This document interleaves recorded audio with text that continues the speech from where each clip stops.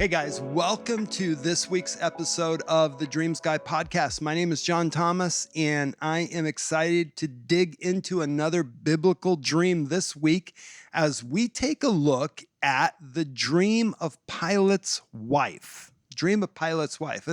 This again, it's another interesting story that kind of gets lost in the midst of a major thing that's going on around the trial and crucifixion of Jesus. There's this little note that comes across, and we're going to pick up in Matthew chapter 27 and read verses 15 through 24.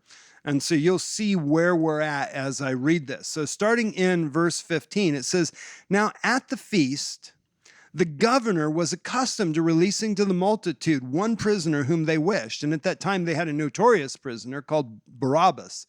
Therefore, when they had gathered together, Pilate said to them, 'Whom do you want me to release to you, Barabbas or Jesus, who is called Christ?' For he knew that they had handed him over because of envy.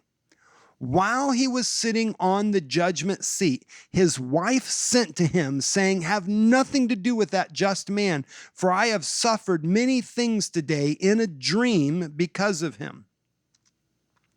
So many things. I'll make my points here in a second. I'll finish reading our passage. "But the chief priests and the elders persuaded the multitudes that they should ask for Barabbas and destroy Jesus. The governor answered and said to them, 'Which of the two do you want me to release to you?' They said, 'Barabbas.' And Pilate said to them, 'What then shall I do with Jesus who is called Christ?' They all said to him, 'Let him be crucified.' And the governor said, 'Why? What evil has he done?' But they cried out all the more, saying, 'Let him be crucified.' And then Pilate saw he could not prevail at all, but rather that a tumult was arising. He took water and washed his hands before the people and says, 'I am innocent of the blood of this just person. You see to it.'" Of this just person, you see to it. Now, it's interesting.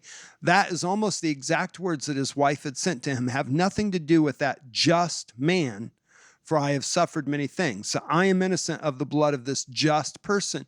So here, Pilate, one of the reasons why he was trying to release Jesus, it's not like he was afraid of killing an innocent person. The Romans killed a lot of innocent people. They did it to make a point. I mean, here you have somebody that is a religious figure that the crowds are looking up to. It'd just be a great way to crush their hopes and to show, hey, we're still the rulers, we're in charge here, and keep them subjugated, which was his role as Pilate. His role was to represent Rome and to keep the people subjugated and make sure that they did what Rome wanted, that they stayed submitted to Rome's rule.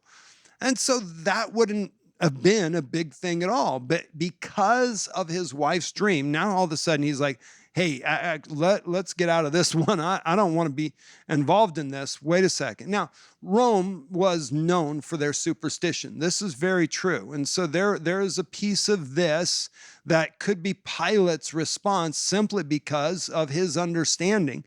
Wait a second, there's some spiritual communication. This isn't just superstition. There's something more going on. I need to pay attention. It says that he paid a lot of attention to his wife's words. He recognized that she had things to say that were important. And she probably didn't say things very often about how he was ruling. And yet in this situation, she sends a message to him while he's on the judgment seat. How did she even know what he was on the judgment seat for? Could news have gotten around because it was in Jerusalem? Yeah, very possible, but maybe she had found out by revelation and he knows this, and that gives it a little bit more impetus. But you have in this a dream, and we don't know what the dream was, but it says, "Have nothing to do with that just man, for I have suffered many things today in a dream because of him." Was she seeing the troubles that were going to be coming because of this crucifixion? Was she being tormented by seeing visions of the crucifixion itself?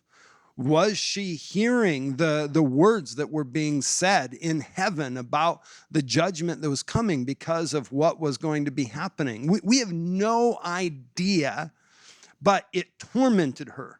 It tormented her enough that she said something and that she sent a message to her husband while her husband, the ruler, was on the judgment seat making decrees in front of the whole people in the middle of a feast where there was a lot more people than normal that would normally have been there that had gathered, and she speaks up. So there's not a lot that we can really learn about dream interpretation from this. But there is a point of saying that it's not just the biblical record that says that there's an importance to dreams. There has, throughout history, many cultures have had an importance of dreams because of their experience with dreams. God has given dreams to people throughout history, not just the ones that were recorded in Scripture. There's a lot more dreams that have happened than what God recorded in Scripture, I can guarantee. There's one of the dreams, we don't even know what was in the dream, but we didn't even talk about it. In Jeremiah, he's prophesying, and he takes a break in the middle of his prophecy, and he says, "Oh, and I woke, and behold, it was a dream." Like, how much of that was a dream? What was the dream? What did you dream? How do you, like, where did that come from? I mean, there's so much there that we have missed, but it's been hidden.